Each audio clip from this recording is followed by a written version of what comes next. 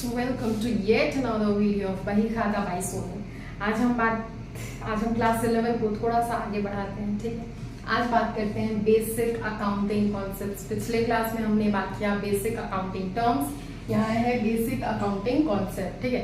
तो सबसे पहले बात करते हैं, देखो कि प्रॉब्लम ना हो अकाउंटिंग में, और किस तरह का प्रॉब्लम ना हो। हम कोई अकाउंट्स बनाए तो अपने हिसाब से, मतलब अकॉर्डिंग टू गाइडलाइंस बनाए, ठीक है। अकाउंटिंग करने का भी तो कुछ तो गाइडलाइंस होता होगा ना। जैसे आप इंग्लिश लैंग्वेज पढ़ते हो, हिंदी लैंग्वेज पढ़ते हो, ठीक है। तो लैंग्वेज को समझने का, लैंग्वेज को अच्छे से सीखने का क्या होता है, वो कॉन्सेप्ट होता है जिसको हम ग्रामर बोलते हैं, ठीक है। ग्रामर, इंग्लिश ग्रामर होता है, हिंदी ग्रामर होता है, ठीक है। तो वैसे ही अकाउंटिंग में भी सर्टेन गाइडलाइंस है, ठीक है, जो जनरली एक्सेप्टेड है। क्या है?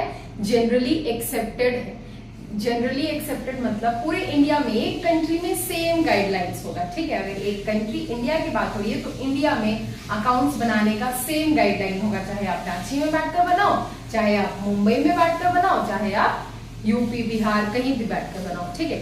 सेम होगा, कहीं पे कोई डिफरेंस नहीं होगा। और वो सेम यूनिफॉर्मिटी किस वजह से आया? ये गैप के वजह से। गैप का मतलब होता है generally accepted accounting प्रिंसिपल, ठीक है। क्या होता है गैप का मतलब? Generally accepted accounting principle. ये क्या है?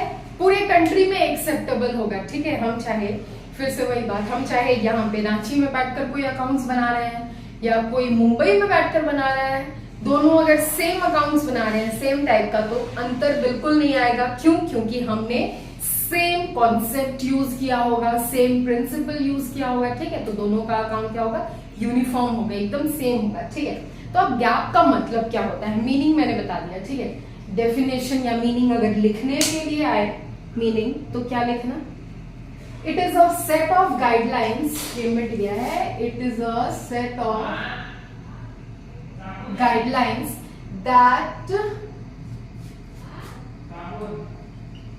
that are followed for preparation of financial statements। ये क्या है? एक सेट ऑफ गाइडलाइंस है जो तब फॉलो किया जाता है जब अकाउंट्स, कोई अकाउंटिंग स्टेटमेंट बना रहा हो, ठीक है। क्यों? ताकि सब यूनिफॉर्म रहे, सेम रहे, ठीक है। Now some features of GAAP. क्या? Features of GAAP. तो फीचर्स में क्या हो जाएगा? दीज आर गाइडलाइंस, गाइडलाइंस है गैप, वो तो पता है, ठीक है। Brings uniformity in the accounting, मैंने बताया पहले ही, ठीक है। ये क्या लाता है? यूनिफॉर्मिटी लाता है अकाउंटिंग में, ठीक है। Now these are made according to laws of the country. ये है अकॉर्डिंग, ठीक है। तो ये क्या?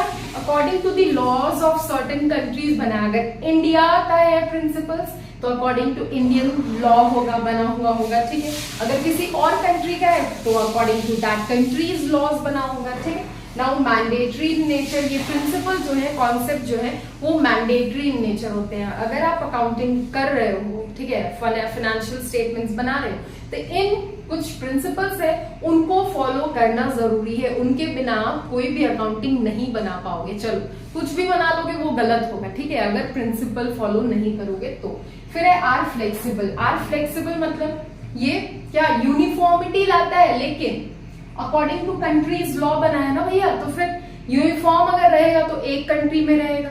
अगर आप किसी और कंट्री में जाओगे तो इमीडिएटली वो क्या हो जाएगा? थोड़ा तो कुछ तो अंतर आएगा ना, ठीक है। तो इसीलिए फ्लेक्सिबल लिखा है। ना इधर दिख रहा होगा 2 पॉइंट्स लिखा है, तो ये मैंने लिखा है लिमिटेशन, ठीक है। लिमिटेशन ऊपर लिखते हैं तो फिर नीचे का मिट जाता है। मैनमेड, ठीक है। लिमिटेशन में सबसे पहला है मैनमेड है। देखो ये अकाउंटिंग प्रिंसिपल कोई भगवान तो बनाया नहीं है, ये यूनिवर्सल ट्रुथ तो है नहीं, ठीक है। आदमी, मेरे जैसा इंसान या आपके जैसा इंसान ने इसको बैठकर आराम से बनाया होगा, ठीक है। तो ये क्योंकि मैन आर नेवर परफेक्ट, ठीक है।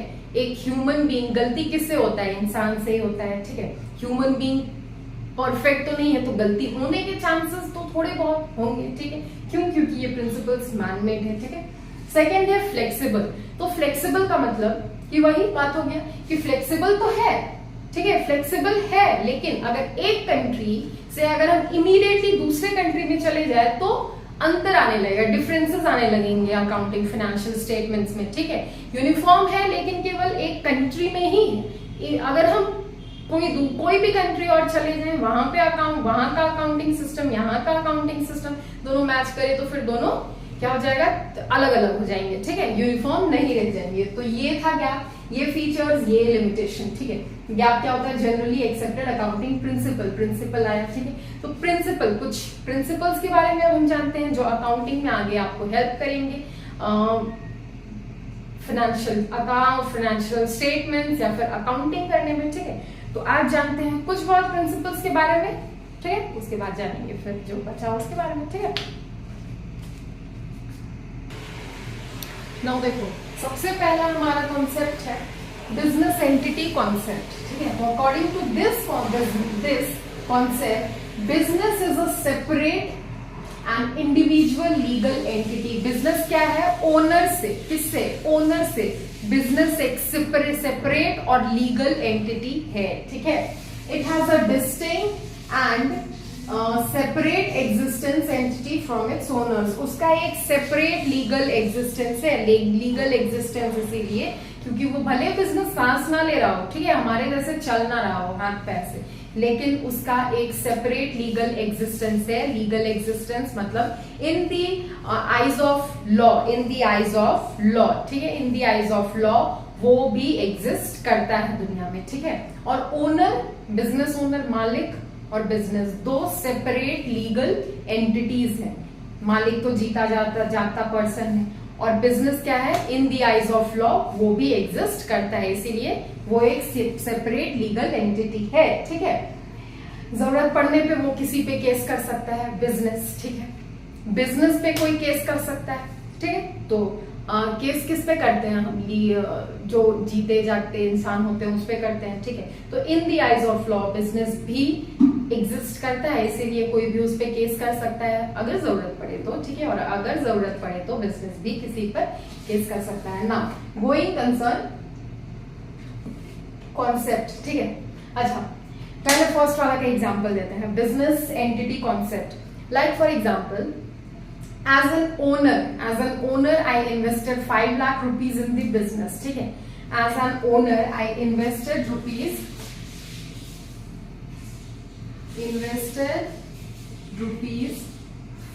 5 lakh in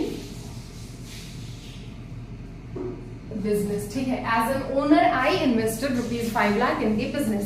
तो ये 5 लाख मेरे लिए तो कैपिटल कहलाएगा, पूंजी कहलाएगा, मैंने बिजनेस में इन्वेस्ट किया है, लगाया है, ठीक है, मेरे लिए पूंजी कहलाएगा, कैपिटल कहलाएगा, ठीक है। बट बिजनेस के लिए ये 5 लाख लायबिलिटी होगा। क्या होगा? लायबिलिटी। एनी हाउ उसको प्रॉफिट कमा के उस 5 लाख को ओनर को ही चुकाना है। अगर हम अपने बिजनेस में इन्वेस्ट करेंगे, पूंजी लगाएंगे, हम क्या ट्राई करेंगे कि ज्यादा से अच्छे, जल्दी से जल्दी प्रॉफिट कमाकर अपना वो पूंजी वाला पैसा रिकवर कर ले, ये ट्राई करेंगे ना। तो मेरे लिए ये 5 लाख तो कैपिटल होगा, पूंजी होगा, ठीक है। लेकिन बिजनेस के लिए वो 5 लाख क्या हो जाएगा? लायबिलिटी हो जाएगा, ठीक है। तो नेक्स्ट, गोइंग कंसर्न कॉन्सेप्ट में, going concern concept, this states that a business will run function till the owner of the business is termed as insolvent। यहाँ पे is होगा, ठीक है। तो इसका मतलब होता है कि बिजनेस तब तक रन करेगा, फंक्शन करेगा, कोई भी बिजनेस, ठीक है, तब तक रन करेगा, तब तक फंक्शन करेगा जब तक उसका ओनर इंसॉल्वेंट डिक्लेयर ना हो जाए, ठीक है। और इंसॉल्वेंट कौन डिक्लेयर करता है? कोर्ट डिक्लेयर करता है इंसॉल्वेंट। पिछली क्लास में मैंने बताया था इंसॉल्वेंट का मतलब क्या, कि not in a state of paying loans या फिर डेट्स, ठीक है। पैसा किसी से लिए हैं और मेरा बिजनेस एकदम ठप हो गया, हम नहीं चुका पा रहे, तो फिर इंसॉल्वेंट हम डिक्लेयर कर दिए जाएंगे कोर्ट के अकॉर्डिंग, ठीक है। तो जब तक ओनर इंसॉल्वेंट डिक्लेयर नहीं हो जाता है तब तक बिजनेस कंटिन्यूअसली रन करते रहेगा। Business is a continuous process, business studies में आप लोग पढ़े होंगे, ठीक है। The firm will continue to function independently. ना अब इसका एग्जाम्पल देखें तो इसके एग्जाम्पल में हम खरीदते हैं कंप्यूटर, ठीक है। एक कंप्यूटर हमने खरीदा, ठीक है, कंप्यूटर खरीदा 50,000 में कंप्यूटर खरीदा, ठीक है। तो ये 50,000 का जो कंप्यूटर है वो केवल एक दिन तो हम यूज नहीं करेंगे इसको, आगे 5 साल मिनिमम तक तो मैक्सिमम 5 साल तक तो यूज करेंगे, ठीक है। तो एक ही बार हम इस 50,000 को इन बुक्स ऑफ अकाउंट से एक ही बार एक्सपेंस ना दिखाकर, क्योंकि बिजनेस लंबे समय तक चलेगा, कंटिन्यूअस प्रोसेस है, तो इस 50,000 को हम 5 साल तक 10,000 करके दिखा सकते हैं, 10,000 करके दिखा सकते हैं अगले 5 साल तक, ठीक है। तो ये 50,000 एक ही बार ना दिखाकर हम 5 साल तक दिखाएं 10,000, तो क्या हो जाएगा 50,000 एक्सपेंस कंप्यूटर का एंट्री भी हो जाएगा और गलत भी नहीं होगा, बिल्कुल सही होगा, ठीक है। तो आज हमने क्या देखा, business entity concept, going concern concept, ठीक है। तो वीडियो बहुत ज्यादा लेंदी ना करते हुए आगे भी और कॉन्सेप्ट प्रिंसिपल्स तो बचे हुए हैं, तो वो सारे प्रिंसिपल्स हम नेक्स्ट वीडियो में कवर करते हैं, ठीक है। तो आज के लिए इतना ही रहने देते हैं, ठीक है। तो मिलते हैं हम नेक्स्ट वीडियो में, तब तक के लिए आप क्लास 11 में नए हो, हम इधर नए हैं, तो साथ मिलकर बढ़ते हैं, पढ़ते हैं, सीखते हैं, समझते हैं और आगे बढ़ते हैं। और अब बहुत गर्मी है यार, पानी वानी पीते रहना, ठीक है, बी हाइड्रेटेड।